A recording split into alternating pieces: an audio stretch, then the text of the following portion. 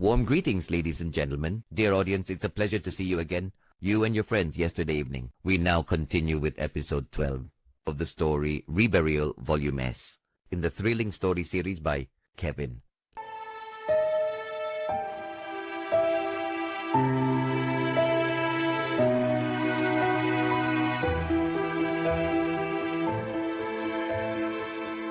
Master Leon gave a slight smile and nodded in agreement. Afraid, he whispered, the light flickering from the lamp of the table. Mr. Carr began recounting in great detail each event that had taken place over the past 3 days, starting with the ominous death of the timid boy under the dug moon grave out in the cemetery. Just like that. Time passed, and more than 2 hours had gone by. It was now exactly 5:15 in the evening. Looking out into the yard, everything was pitch dark, still no electricity, so everything seemed to be engulfed in darkness. The tabby cat came up to the house from the kitchen, gently turning the flashlight. They saw the cat was able to walk normally again. Since that moment until now, Mrs. Hong changed the cat's bandages one more time. It walked toward where Master Leon was sitting. The cat buried its head into Master Leon's feet, as if to thank him for saving its life. Mr. Carr and Mrs. Hong saw this and felt even more confident in Master Leon.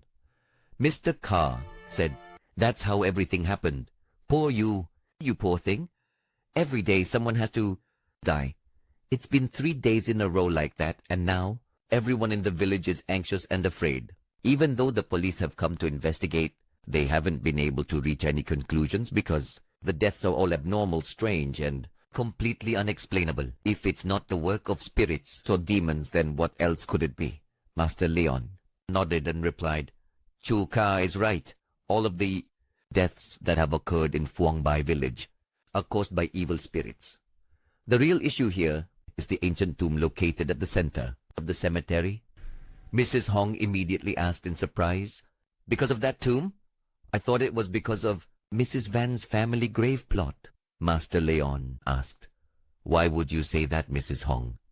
Mr. Carr then remembered something Mr. Carr paid for his wife. Question on behalf of his wife.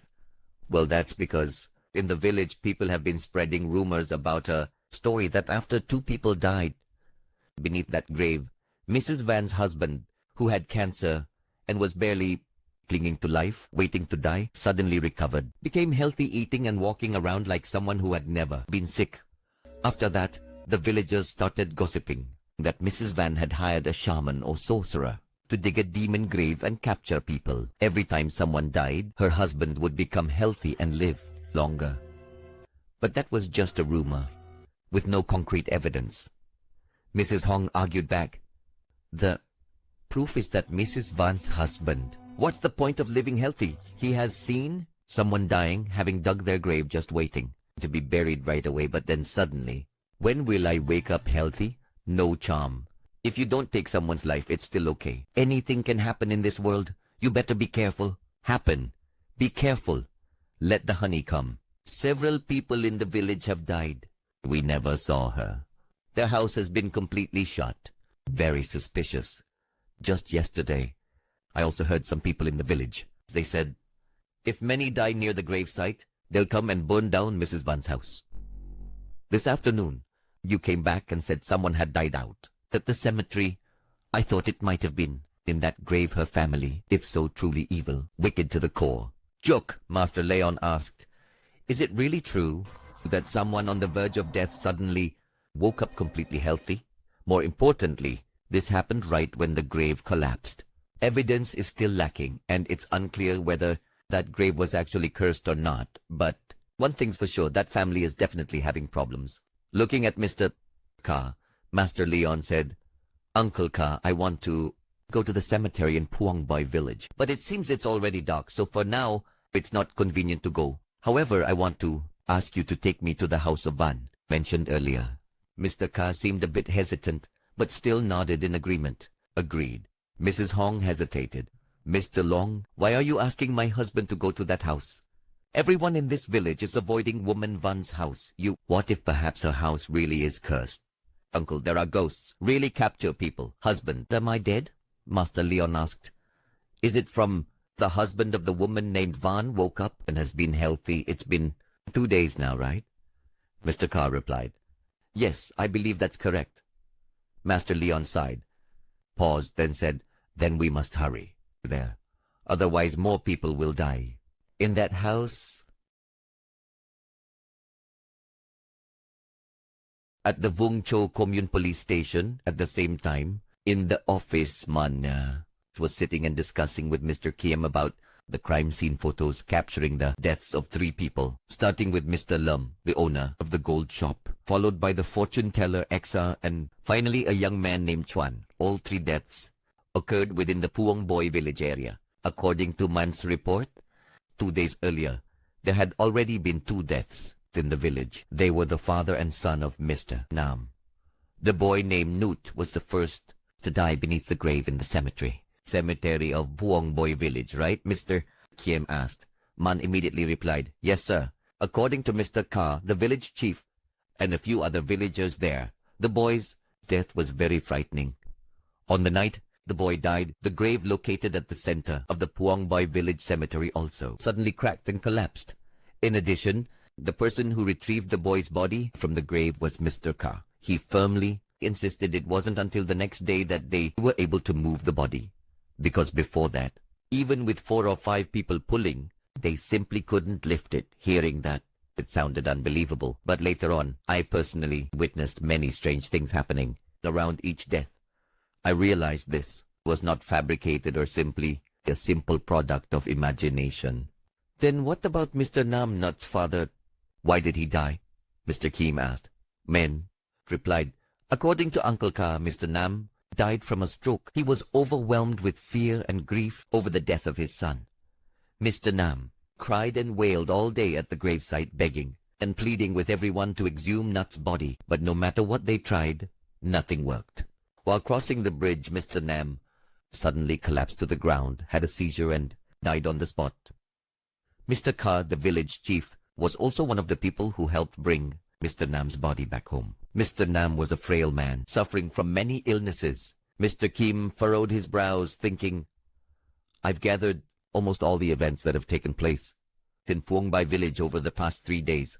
5 mysterious deaths, one in which both the perpetrator and the victim were connected to Mr. Nam and his son. No, to be more precise, they were actually connected to the house of Mr. Nam and his son. Then, based on the testimony of Mr. Lam's wife, the statement from Lan, the one who stabbed Miss Tin and injured her, aside from the fortune teller Cha, all the other individuals seemed to share a shared and common goal, which was to diligently and thoroughly search for gold. Like Mr. Kim and Man softly said in unison, nodding.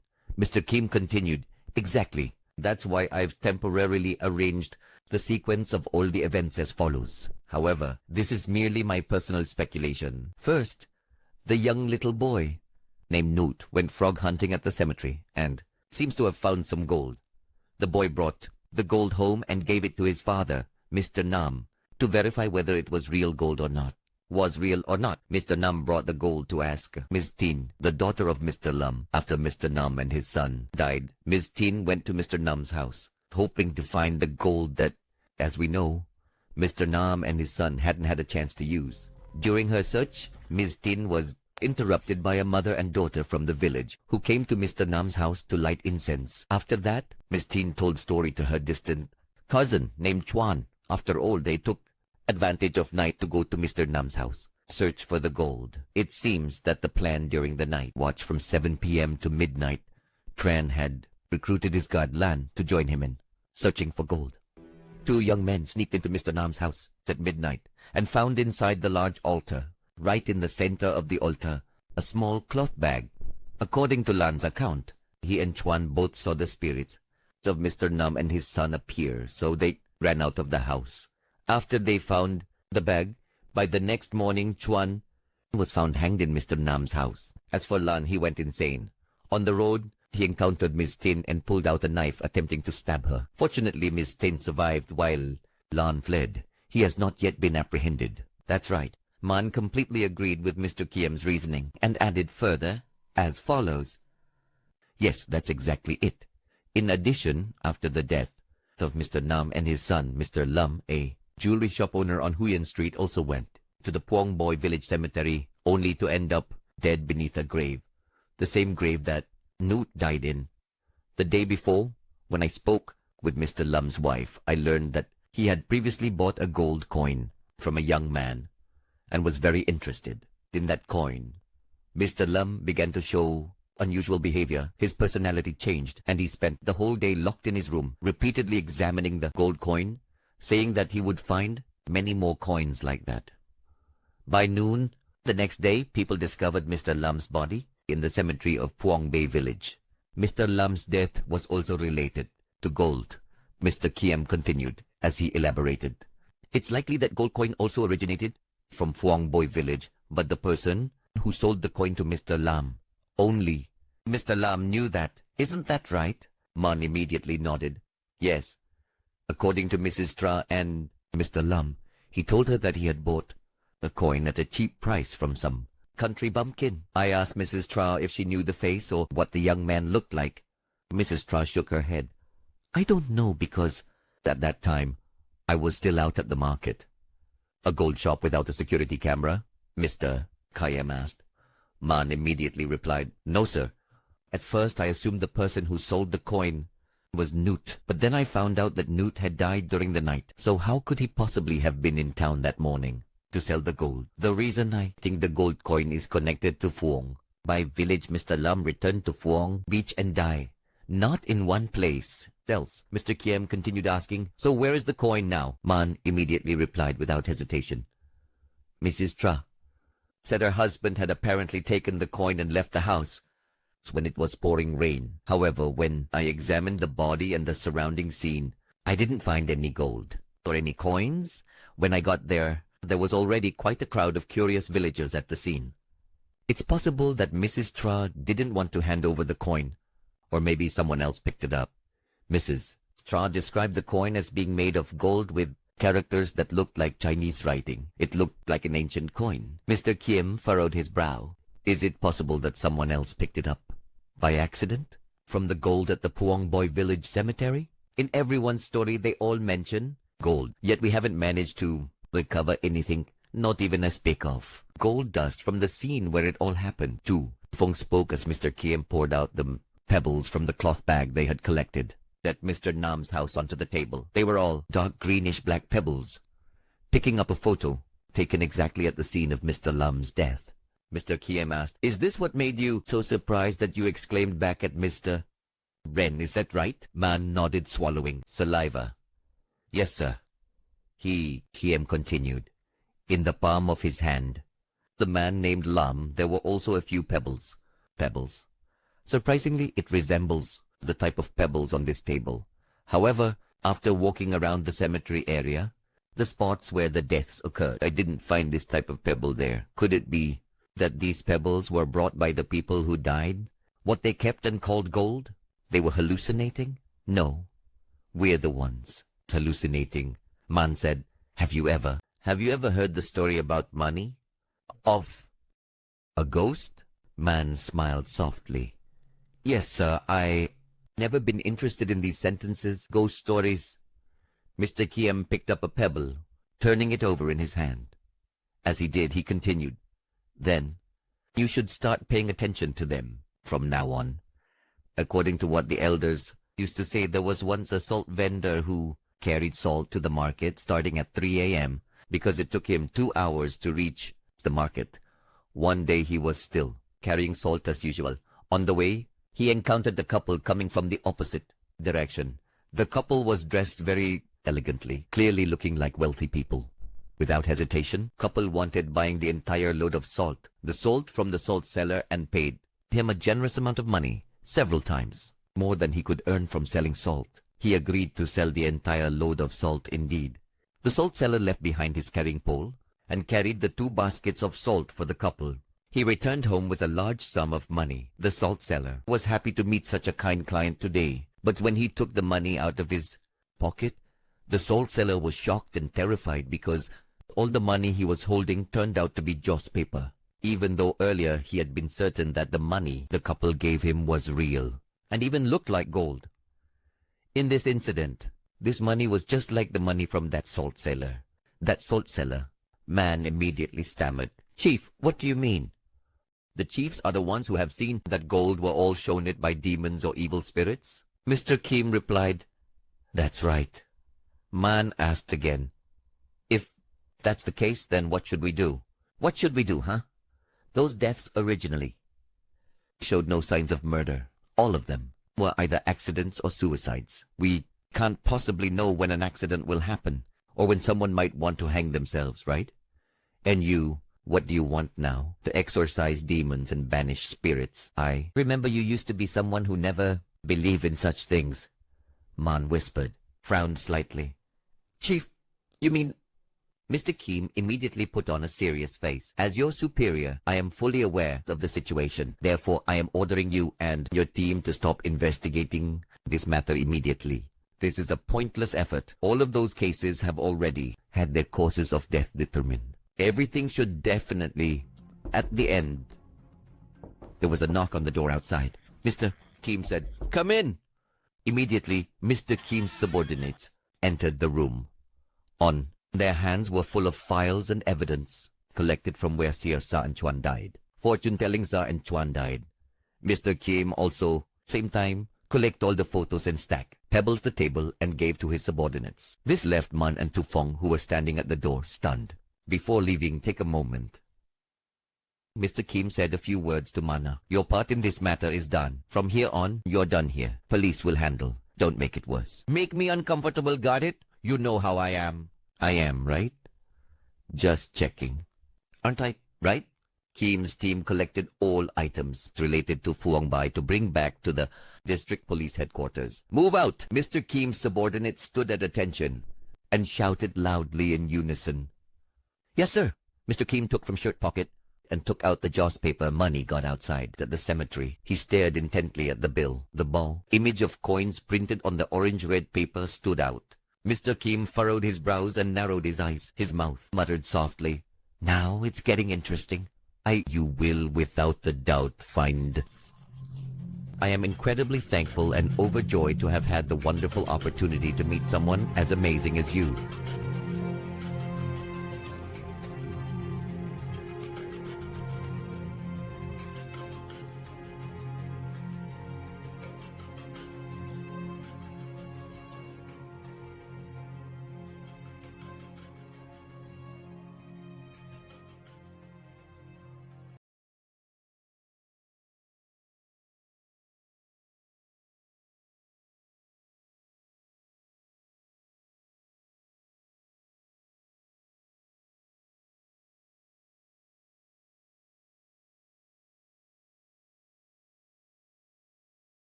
"6 p.m. in Phuong Bai village. Unlike as Mr. Ka had speculated, although the rain had stopped, the power was still out. On the way to Mrs. Van's house, everything dark, scattered. Along the roadside were houses lit by the glow of oil lamps. The dirt road was slippery, full of puddles of all sizes. Shining his flashlight, Mr. Ka kept reminding Master Leon to walk carefully. The rain had made the air damp thick. The sound of insects chirping lewdly in the bushes, wild grass, and along the hedgerows only added to the eerie and gloomy atmosphere. As they walked, Mr. Ka suddenly froze, remembering something he should have done today. "Oh no," he exclaimed. "I've been so busy all day." "Busy? Forgot the important thing?" Master Leon thoughtfully asked. "What is it?" It's about hanging the flags, Mr. Long," Mr. Ka quickly replied. "Tomorrow is National Day, September 2nd. Today I was supposed to go to each household and remind the people to hang their flags. This morning a dead body was discovered. I've been running back and forth all day and completely forgot everything. Well, I guess tomorrow I'll have to get up early and go around." At that moment, Master Leon said, "That's right. Indeed, exactly. Tomorrow is Vietnam's National Day, the day when President Ho Chi Minh read the Declaration, Independence. And what a big holiday. No wonder that indeed on the way from the district town back here, I saw everyone hanging flags with red banners lining both sides of the road. Every household had their flag displayed neatly. The spirit of the Vietnamese people is truly admirable and worthy of respect." "Sir," Mr. Ka laughed and said, "You talk as if you're not even Vietnamese yourself." Master Leon replied, "Actually, I'm Chinese. As soon as he heard that, Mr. Carr froze, his mouth stammering, then said, What? You just said you're Chinese, Master Luong? Chinese? That can't be true, can it? Master Leon was somewhat surprised when Mr. Carr exclaimed like that. Master Leon nodded and replied, That's right, I'm ethnically Chinese. Mr. Carr held the flashlight, standing still in shock. Mr. Carr continued, I don't believe it. You said you speak Vietnamese so fluently and clearly. How could you possibly be Chinese? With a slight smile, Master Leon answered Mr. Carr's question. I am Chinese, but I came to Vietnam when I was 18. After that, I got married and had children in Vietnam. Since then, I've stayed in Vietnam permanently. In the year, I'm 65 years old now. That means I've lived in Vietnam for over 40 years. Vietnam is my second homeland. I've traveled to many places across this country. That's why, from the language to the cultural identity of Vietnam, I understand it all well. If I didn't say I was Chinese, like, no one would even notice. But why are you so alarmed, Uncle Carr? Let me guess. Is it because the people here don't have a favorable view of Chinese people? Uncle Carr honestly replied, Yes, that's true. In the past, there were a few incidents that caused the residents of Phuong Bai to develop a deep resentment toward the Chinese. Many people believed that it was because of the Chinese. China should be poor in Phuong Bai. Miserable like now. I dare not hide anything. Uncle Luong, I myself have been there. Think like, what exactly happened to Phuong village in the past? That's it? Mr. Carr quickly replied, That's it. There's something I want to remind you of. Then I want to tell you something, Luong. Even though we've only just met and talked just a few hours ago, but seeing what you've done, hearing what you've said, and based on my own impression, you are a kind and good-hearted person. However, that's just my personal opinion. So, if possible, I hope you won't talk about this to anyone. Not even my children, grandchildren, or my wife. Is that all right? This is also for your own good. Master Leon smiled gently. I understand. Thank you, Mr. Carr, for thinking of me. Now, shall we continue? We're almost at the house of that woman named Van, right? Then Mr. Carr pointed ahead and replied, We're almost there, sir. Up ahead, there's literally the small alley. Go in about 5 more meters, and you'll reach Mrs. Van's house. They arrived. After walking a short final stretch, Mr. Carr brought Master Leon to the front gate of Mrs. Van's house. Like many other houses, Mrs. Van's house was completely dark, not a single bit of light. Is anyone home, Miss Van? Elder? Miss Van, please, is anyone home? After calling out 4 or 5 times, Mr. Carr finally saw someone inside house. Opened the door, holding a flickering oil lamp in her hand. Who is it? Who's calling, please? Recognizing Mrs. Van's voice, Mr. Carr replied, Is that you, Miss Van? It's me, Carr, the village chief. Luckily, you opened the door just as I was passing by. The flame of the oil lamp flickered as Mrs. Van stepped out, closer. Seeing Mrs. Van's face, Mr.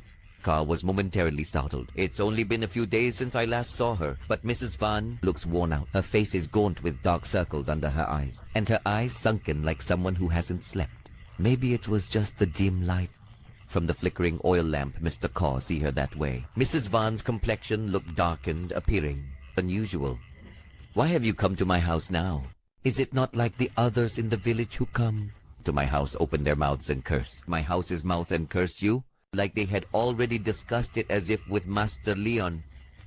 Back at Mr. Kai's house, he immediately replied, Why die, Miss Van? Why would you say that?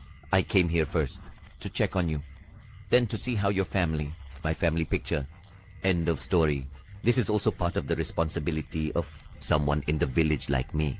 Ever since I heard you were recovering, I've been so busy. I haven't had time to visit. I've been out all day today too. So I'm taking this opportunity while I was on the road to remind the villagers to hang the flags properly. I also stopped by multitasking. Oh, and aren't you going to invite her in? I go into the house? Mrs. Van said, Yes, but the power is out. It's completely dark. Even if you go inside, you won't be able to see anything. My husband is sleeping. Sorry to trouble you, but please come back tomorrow morning. As the wife turned to leave, Mrs. Van heard the person accompanying Mr. Kai call out, "Is it true that whenever your husband recovers from an illness, he gets very hungry and demands a lot of food? After eating, he falls asleep. He stays holed up in the room, afraid of the light, so he sleeps during the day. At night, he roams all over the house, and especially he defecates. Although it's feces, inside the feces, the food he just ate, eat new, eat before." I said, "Is that right? Is it?" Upon hearing that, Mrs. Van suddenly paused, then turned her head to look at Master Leon, her face showing a hint of panic. Mrs. Van stammered, How do you know that? Who are you?" Master Leon replied, "I am a distant relative from the village, and I know a little about medicine. I heard the village chief talk about her husband's illness, so please go. May I please come inside the house for a moment?" Mrs. Van swallowed hard, and then lightly asked, You intend to treat my husband, do you?" Master Leon sighed, shook his head, and replied, "I can only save the living. As for the dead, there's no saving them. But if you keep letting things stay like this, everyone in this house will die. Your husband is already dead. The symptoms I just described are the signs of someone seemingly possessed by a demon. To put it simply, the person you are calling your husband right now is not really your husband. A demon is using your husband's body to remain in the human world. Now, the matter of demons borrowing bodies and possessing souls is by no means a good thing. I came here to help both the living and the dead. Please, let me into the house." Mrs. Van stammered as she responded to Master Leon. "Old man, you better not talk nonsense. Who said my husband is dead? You people, get out, get out, get out. Van, it's Uncle Luong here. She means well. Even if nothing happens when he comes, you should still let him in to check on the patient. It won't do any harm. He's here because he's concerned about your family, Miss Van." He tried to explain to Mrs. Van, glancing out toward the gate. Mrs. Van cut him off. "Leave!" Right at that moment, behind Master Leon and Mr. Kai, there was a sound. A voice startled Mr. Kai. "Mom, Aunt Cam, please let me into the house." He turned around and saw that it was Hugh, Mrs. Van's son. Hugh politely greeted her and continued speaking to his mother. "Mom, I heard Uncle Kai and Tim talking. You know it too, right? That man isn't indeed my father." At that moment, Mrs. Van hurriedly replied, "Hugh, why are you back here? Where's Tu Yet?" Hugh immediately replied, "My wife is staying at her parents' house. I was worried about you and Grandma at home, so I came back. Please open the gate and let me, Uncle, and him into the house." Mom was standing out in the yard. Mrs. Van heard a loud noise, as if something had just broken inside the house, and hurried to unlock the gate for her son. The gate had been opened when everyone followed Mrs. Van and rushed inside. Inside, there was no electricity, so everything was pitch dark. At that moment, only beam from the flashlight held by Old Man Kai was using it to illuminate every corner wherever light shone. The oil lamp in Mrs. Van's hand also flickered anxiously. "Where is your husband, please? Kindly?" Master Leon asked, pointing toward the room ahead. Mrs. Van replied, "He's in there." Mr. Kai shone his flashlight. Mrs. Van pulled aside the curtain to the room, peering inside. On the bed, there was no sign of him on the carved wooden bed. Even with the flashlight sweeping all around, they still couldn't find him. At that moment, Hugh asked his mother, "Dad? No? Where did he go?" Mrs. Van, bewildered, shook her head and replied, "I don't know. Just a moment ago, I saw him lying under the blanket sleeping, but now he's disappeared. Already? Is there anyone else in the house?" Master Leon asked Mrs. Van. She replied, "Yes, my mother-in-law.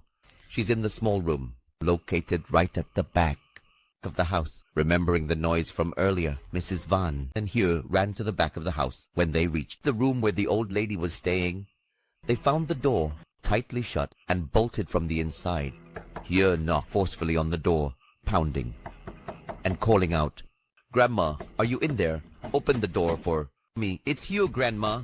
Please." But even though he was pounding on the door and shouting, there was still complete silence inside, no response at all. At that moment, Mr. Kai asked Mrs. Van, "Is the old lady really inside?" Mrs. Van, her face pale with worry, nodded anxiously. "Yes, sir.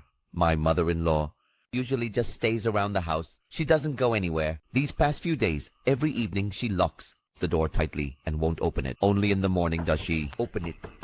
"Mom, Mom, please open the door, Mom." Mrs. Vaughn kept calling out, but there was no response. Seeing a crowbar just in the corner, Hugh ran over, grabbed the crowbar and told everyone to step aside. After a few strikes with the crowbar at the right spot, the latch from inside gave way and the wooden door burst open. Hugh pushed hard, the door opened and rushed inside. Mr. Kai shone his flashlight, the head for everyone. The elder lay motionless at base the house, with shards broken pottery scattered across the floor from a small clay jar. The jar had already been cracked several times. Mrs. Vaughn had told them to throw it away, but Elder, feeling sentimental, insisted on keeping it, to store old items like clothes and a few belongings from when she was young. No one understood why the jar had broken, or why the old woman was lying there. All they knew was that the noise earlier, just now from this room. "Grandma! Grandma! Grandma! What happened, Grandma?" Hugh rushed over to help her up. But by then, she was no longer breathing. Master Leon hurried over to check her pupils, held her hand, and felt for a pulse. His eyes filled with sorrow, then gently shook his head. Master Leon said, "She has passed away." Hearing that, Mrs. Vaughn collapsed to the ground, grasping her mother's hand. Her hand was already cold as ice. Mrs. Vaughn broke down, sobbing uncontrollably. Hugh couldn't hold back his tears either. The sound of crying echoed in the dark house, and, depressed, while sobbing, Hugh unexpectedly noticed something darting past the bedroom door. Hugh had loved his grandmother dearly since he was little. She was the one who cared for and cradled him often, so that his parents could go to work. As he grew up, even until he got married, his grandmother was still the one who saved every penny, every cent for her children. She secretly set aside money for Hugh. It was him. He was the one who killed Grandma. Was it to kill this damn demon? As soon as he finished speaking, Hugh laid Grandma's body down and stood up, grabbing the crowbar. Hugh ran out of the room to look for him. "Be more accurate. What kind of demon is following Hugh? That's not his real father." In his rage, Hugh ended up harming himself. Master Leon hurriedly chased after him as well, to stop him.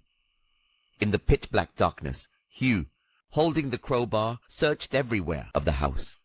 He searched even the bedroom of both his parents, then moved to the main hall where the tea table was, then circled back to search again. The bedroom where he usually slept was checked, but everything was. He was nowhere to be seen. "You devil! You... where?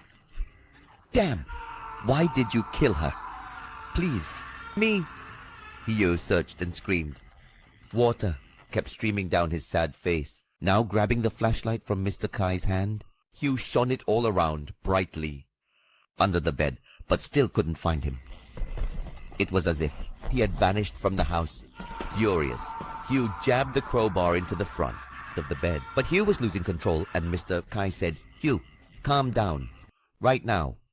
Smashing things won't solve anything." Hugh stopped and sobbed. "But Grandma, Grandma, he killed my Grandma. That demon. Why did he suddenly come back to life? Why didn't he just stay dead? That bastard. He attacked and killed my Grandma. Why? Why did he possess my father's body to kill her? That wicked old man, really?" Mr. Kai was astonished. Even Master Leon looked extremely surprised by what Hugh had said. Master Leon asked the young man, "It seems to the spirit your father's demon is. Am I right?"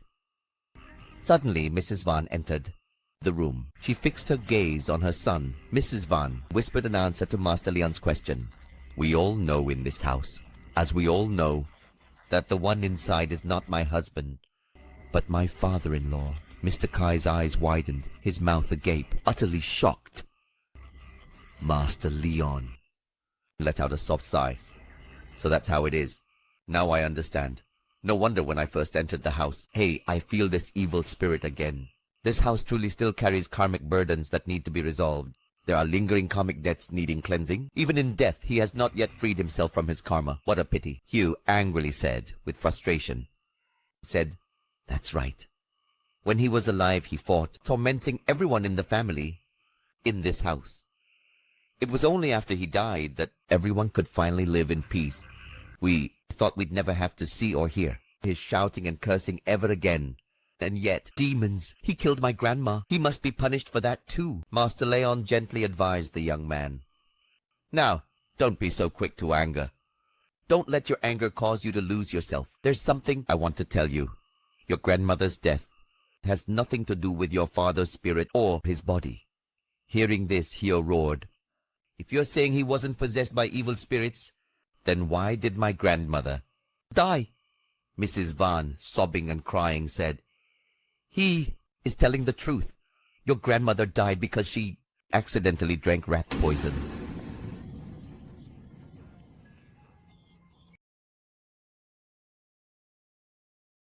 Tears kept streaming down. Mrs. Van opened her hand, revealing a cloudy white plastic bottle, and held it out toward Hugh. Inside, the bottle had no label, no markings, and there was still a bit of black liquid left. Under the flashlight, Hugh held the plastic bottle with a look of suspicion. No way! Just a few days ago, Grandma was still cheerful. She even said she would try to live long enough to hold her grandchild. How could she have drunk rat poison? And another thing, this is just an empty bottle. How do you know this was a bottle that held rat poison? Mrs. Van's hands and feet trembled. She was restless, her mouth stammering, unable to form words. Mr. Kai did not understand what had happened in Mrs. Van's house. The atmosphere suddenly grew heavy, falling into a terrifying silence. Mom, say something. You know something. Don't you? Tell us! Hio shouted, pressing Mrs. Van for answers. It seemed that out of sheer terror, Mrs. Van trembled even more. She wanted to speak, but couldn't get the words out. To break the tension that gripped everyone present in the dark room, Master Leon then spoke up. Let me help the family resolve this issue, this injustice. But first, young man, you need to calm down and listen to me. Put down that crowbar first. It's time for the living and the dead to resolve their grievances. Have existed for so many years. Only then can the living continue on with their lives and, ultimately, the dead find peace. Mr. Kai also encouraged him. Hugh, Uncle Luong, he's right. What's most important right now is for you to stay calm. Hand over the crowbar to me. Hugh wiped away his tears, then handed the crowbar to Mr. Kai. Mrs. Van looked at Master Leon, unsure of what he would say next. But in Master Leon's words, Mrs. Van could sense that the old man, this stranger, seemed to know all the secret affairs of her family. When everyone had settled down again at that moment, Master Leon finally asked Mrs. Van, Do you know what this is? A bottle of rat poison, because you had seen it before, hadn't you? Mrs. Van nodded and replied in a small voice, Yes, that's right. Mother had seen this bottle before and knew it was rat poison. Then why did Mother let Grandma keep it? Why, Mother? Hugh raised his voice, questioning his mother. Mrs. Van burst into tears. Hugh stared in shock, awaiting an answer. Master Leon gently replied, Because this is the bottle of rat poison she used to kill.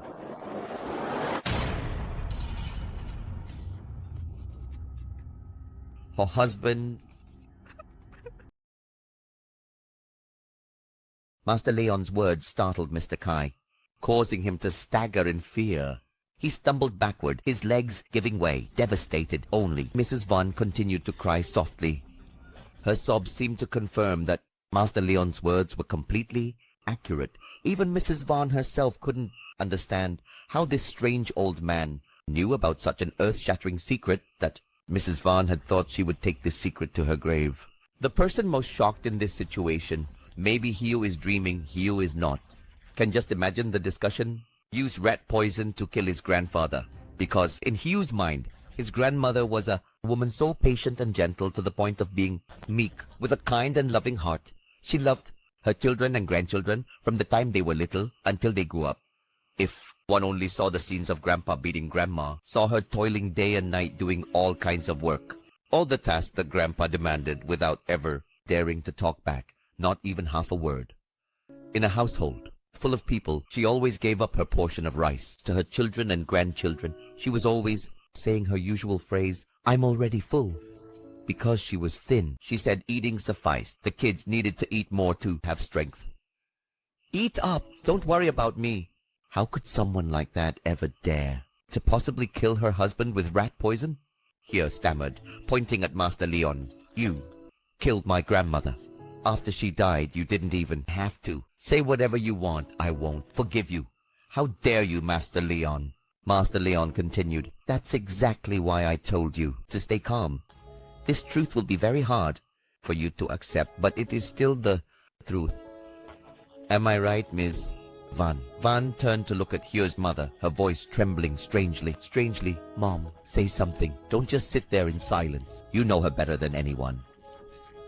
Even later, when she got old, she still always helped you. There were times she endured painful beatings, gritting her teeth, never letting it show. Not only did she scold you, there's no way she could be a murderer. No way. I'm sorry. I know you love her very much. Love her very much. Mom and Dad too. We love her and owe her a great deal. Even the story about her killing Grandpa with rat poison. True, it's because the people in this family, Hugh. The truth is, Grandma really did kill Grandpa. Hearing that, Hugh's legs gave out beneath him, collapsed to the ground, his eyes vacant. Hugh held his head and burst into sobs. Mr. Carr immediately asked Miss Van, what is going on here? Tears and snot streaming down. Van choked up and answered with great difficulty. My mother-in-law's life was full of suffering, from her youth all the way until her death. My mother was known as the kindest person in this small village.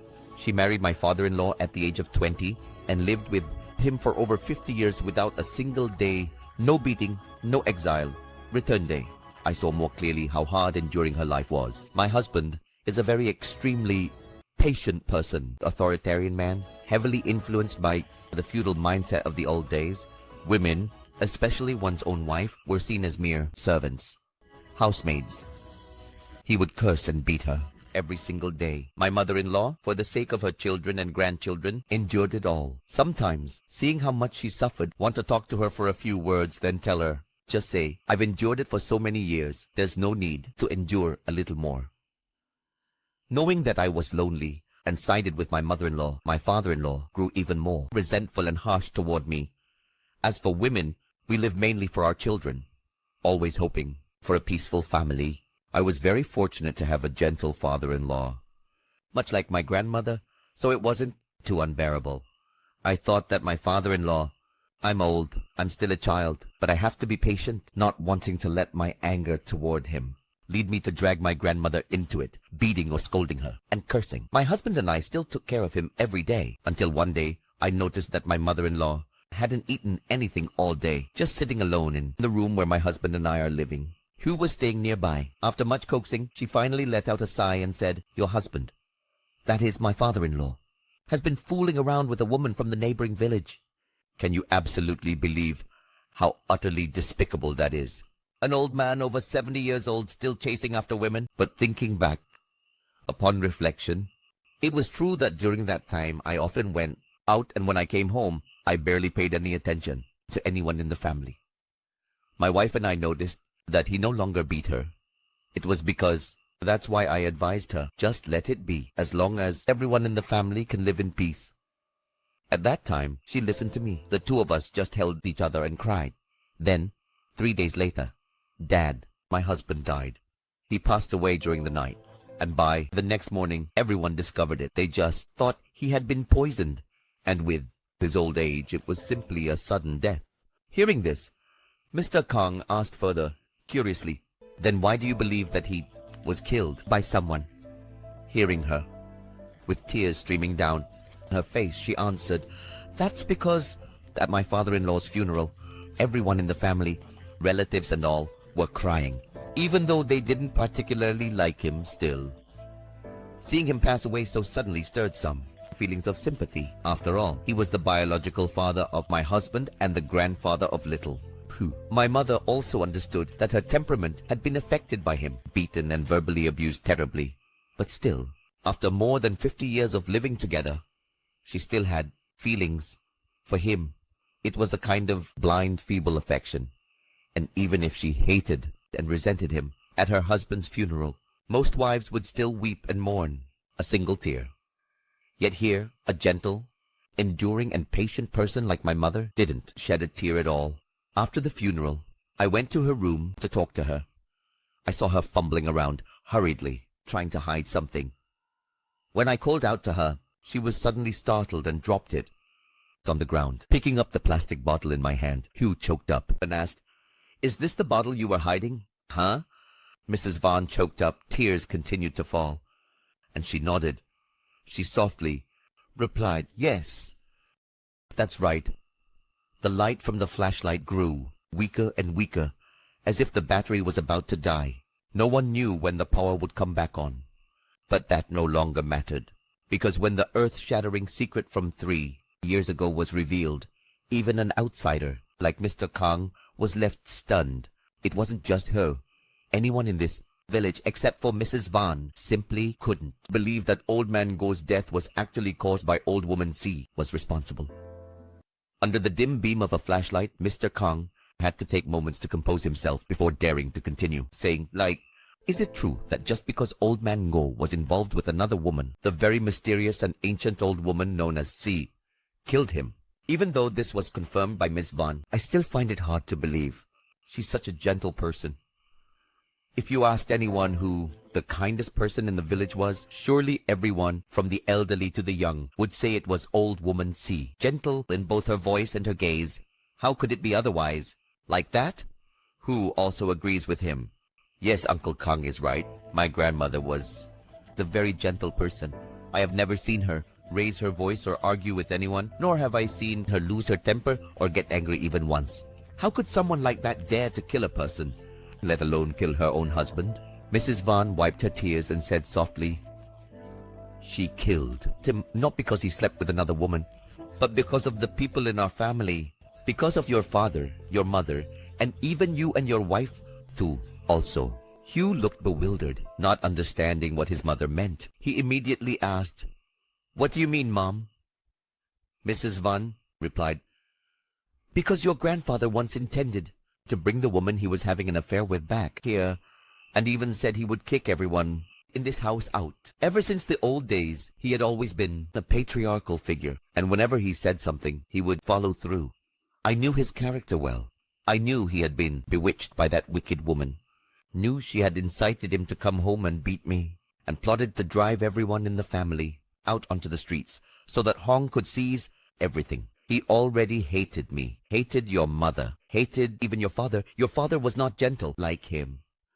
So when I found out this matter, she killed him to save him, and our family could finally have peace. When your mother saw her drop the rat poison bottle, it wasn't because I was trying to hide it, but because I intended to drink it and die along with him to end her own life, my child. I had to kneel down, begging her with all my heart to stop, and only then did she agree to keep living. I wanted to throw away the bottle of rat poison, but she insisted on disposing of it herself. At that moment, I was afraid. She still hadn't given up on her intention, but then I thought, if she truly wanted to, then even if I threw it away, she could always buy another bottle. In the end, she didn't go through with it. She chose to keep living. The secret was known only between her and me. All these years, she lived in torment and suffering, in pain, constantly tortured by the fact that she had killed her husband. The only reason she kept living was indeed because of what I said, to stop her from committing suicide. What did you say to her? Hugh asked through sobs. Grandma Van replied, I told her she had to live to see Hugh and his wife have children, to live long enough to hold her great-grandchildren. I knew she loved her children more than anything. When I said that, she no longer wanted to die. Who broke down in tears upon hearing that? It was because, but she always told me that she must live to hold great-grandchildren. Grandma, my parents named Mayher, but I have been unfilial, even wanting to reincarnate to fulfill your wish of having descendants.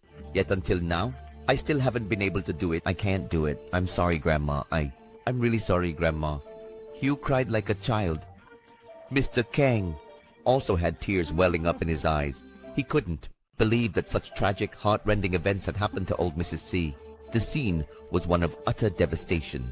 When a wife had to harden her heart to kill her husband after decades of living together and enduring so much, all because she loved her children and grandchildren. Through this story, Mr. Kang felt old Mrs. C deserved sympathy, not blame. As the old saying goes, human life is the most precious thing. Taking another person's life for any reason whatsoever guilty. But then again, if Mr. Chi, if you don't do that, your descendants will suffer. First was kicked out of home. How do you know? Where does Mr. No's lover still want him to do? More unconscionable things? More than 50 years of living in resignation and patience. Miss C can be indifferent to herself. But at least she had to do something to protect his children, grandchildren, and he choose the way is kill husband. Hugh sat down on the ground, his eyes looking at the flashlight that was fading. Morning. That's why when Dad woke up, she realized right away it wasn't Dad, his grandfather. No wonder she was innocent then. Scared too. Even children also see the unusual. Originally a gentle person in terms of waking up from sick again, yelling, swearing at everyone. Yes, actions like grandfather at that time, alive. But why did it happen? This story, Grandpa died 3 years ago. Years? Why are you now alive in this body? Color of Dad? Looking at Master Leon, Year's voice trembled. Moreover, how do you know all this exactly? So, Hugh's question is also a question. Mrs. Van and Mr. Kang's problem. Mrs. Van looked Master Leon with eyes of both fear and doubt. Yes, how do you know?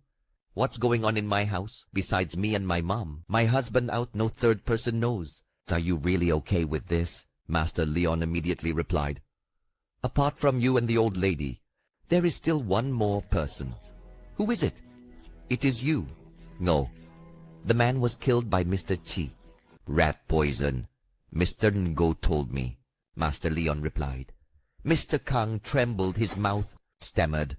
Uncle Leon, what are you saying? Why are you... Can I please talk to you again? He just arrived in this village this afternoon while... That's indeed Mr. No. Master Leon continued. It is true that Mr. Ngo died from long but not present ghost. Of the old man is entering the son's body. Yours? You're the one who told me. Know the family secret, if not one. Stranger. First time meeting people. First time ever here. Why You probably already know absolutely everything, right? Said Saliva. Mr. Kong felt shiver. Himself the snail gradually emerged. He asked again. But didn't you come? Disappeared too. Master Leon shook his head slightly. Head replied. The soul of Mr. Ngo was already dead. Somehow the spirit entered again. The body of her son, her husband. By Ms. Van, this is according to the story of everyone. Then the event happens in 2 days ago. Just 2 days ago. Soul and body cannot be reconciled completely. That's why he when woke up very afraid of sunlight, did not dare to go, nowhere to go, just hanging around in a home. When it was dark, even eat a lot. But after eating, go out again, release the same, that food. The above expression showed that being possessed by a spirit or demon. Keep the spirit and body. It takes 3 days to can take over the body, the dead person, the so-called soul assignment. So during this time, the possessed person cannot leave out of the house. It's simple, husband. Still living in this house, Grandpa. Could be right here, in the room. That we are indeed. Stand, goosebumps, duck skin gradually rise, feathers, hands, hair standing up. Suddenly, Mr. Kang, turn sideways, turn upside down and look around. Look behind to see if there is anything that suddenly appeared behind your back. Both Mrs. Van and you also had similar reflexes. Mrs. Van was scared, quickly stood up, shielding his face. Son, mouth stammering, hands clasped. Then begged, Dad, this is not true. What does it have to do with me? I am your son. Just do it. If you want to hurt me, then hurt me. Don't harm me. My family is miserable. Even though, why is Mom dead too? If Dad doesn't think it's enough, catch me. Please, Dad, Hugh said at this time to Mother. He must have come back to take revenge. Our family. What about the devil? Mom, don't be afraid of that devil. Where are you? If you're good, come out. I'm not afraid of you. Where? Master Leon smacked his lips and sighed. Regretful voice. Regret. What a pity. It must come to the time of death. Go then realize your mistake. When you die, you want to make up for your loved ones. Loving wife by his side for decades. It has sense of regret, cannot be reborn. In the end, the underworld separates. The dead come back to life and cause let the living die. That is also karma of one's own making. Cause. Okay, I'll help you. Like, fulfill this last wish. Maybe that partly resolve the karma of family. Mr. Kong, Mrs. Van and Hugh stood trembling. Listen, Master Leon seemed to be talking with someone else in the room. He immediately stammered, Uncle Leon, you are talking. Who are you talking to? Master Leon replied, talking to Mr. Ngo, isn't it? I said the old man was in the room. This? With that, Master Leon took the flashlight, shined light straight up on the ceiling. Home. Following the flashlight, Mr. Kang and Mrs. Van and Hu were startled and panicked when they were in a shadow on the beam. Lying on it, 2 hands, 2 feet, gripped the bar tightly while aiming, face down with the cards facing downwards. Person is hanging onto the beam. None other than the husband, or so he said. Rather, the spirit of Mr. Ngo is assigning into the body of Mrs. Van's husband. The screech, gnashing of teeth, growling. It seemed like the husband wanted to say something but can't say it. Sometimes the husband's eyes flashed red in the very dark. From those red eyes is flowing down tears of pain and sorrow. Injured. Mr. Kong screamed in horror when saw the husband baring his teeth, glaring, roaring, growling on the rafters. Several months bedridden with terrible cancer. He now like a skeleton, wrinkled, covered with wrinkled skin, plus a frowning face, eyes red, making the husband even more adorable, more scared than ever, especially when exposed to light. The flashlight shined on. The husband looked even more disgusting. Not only Mr. Kang, mother and son, Mrs. Van was also startled and quickly stood still against the wall. Only Master Leon, still standing calmly, holding the flashlight straight to the ceiling, face expressionless, slightly changed color. It seemed that Master Leon had. I expected this, so I said it. Voice is quite normal. Tran. It's been a while, but it's already changed.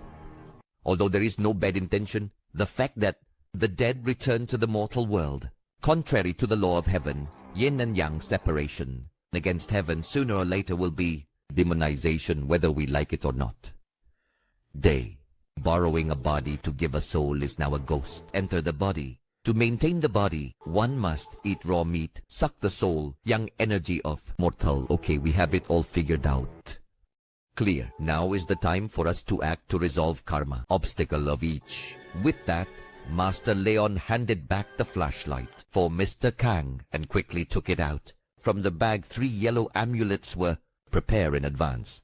Place 3 talismans in palm of left hand. Use index finger of hand. Must go up to the mouth. Bite to draw blood. Use blood. A streak runs along 3 talismans along the length of the talisman. Master Leon section. Reassure. Don't be afraid.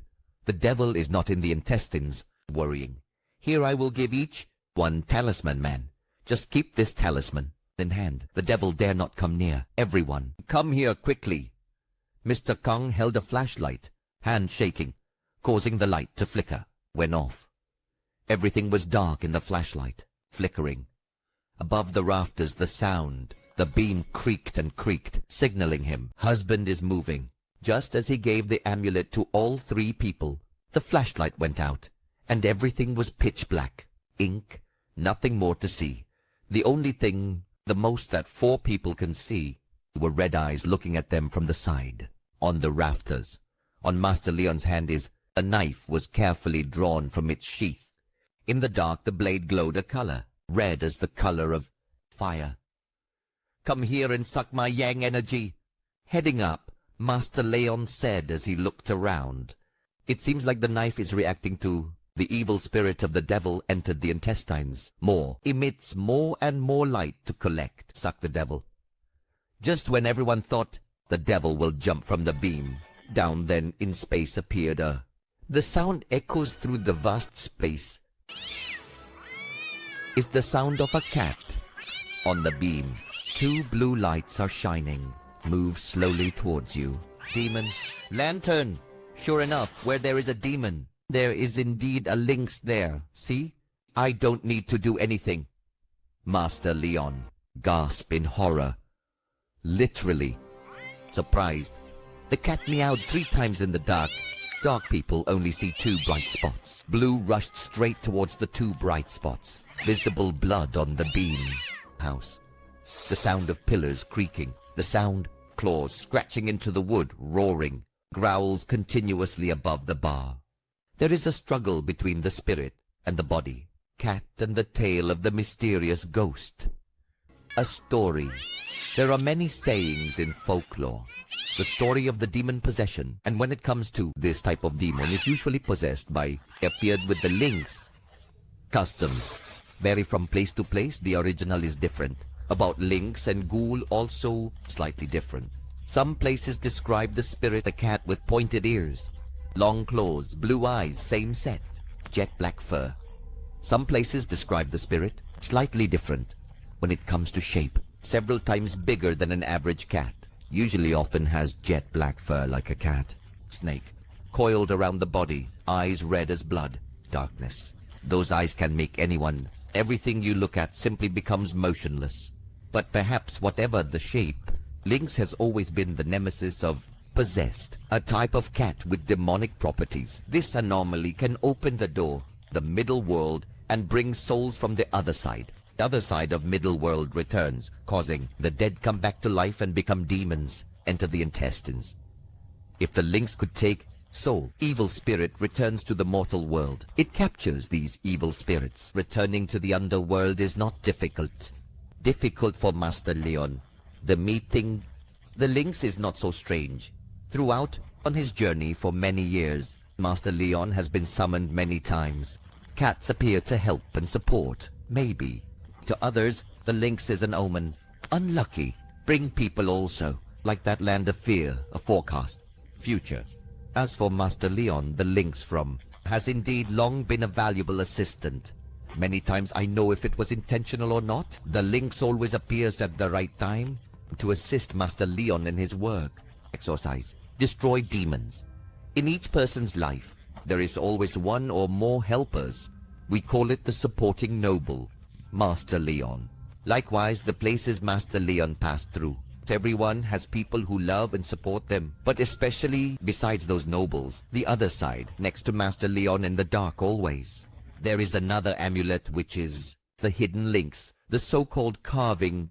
Indeed, the essence was proven after a few minutes when on the beam no longer echoes, creaking, growling and grunting.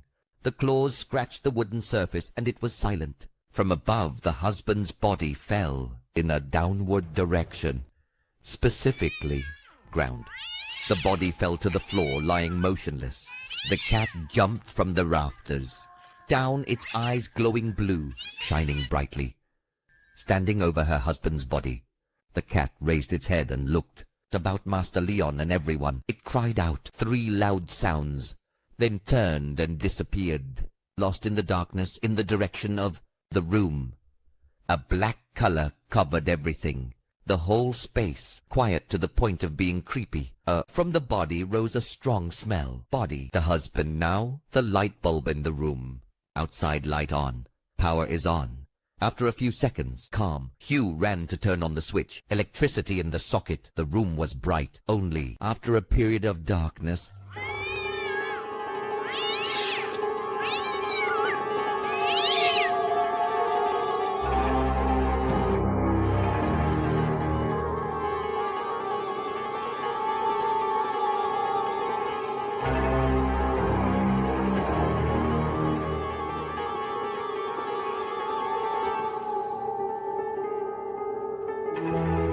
blindness.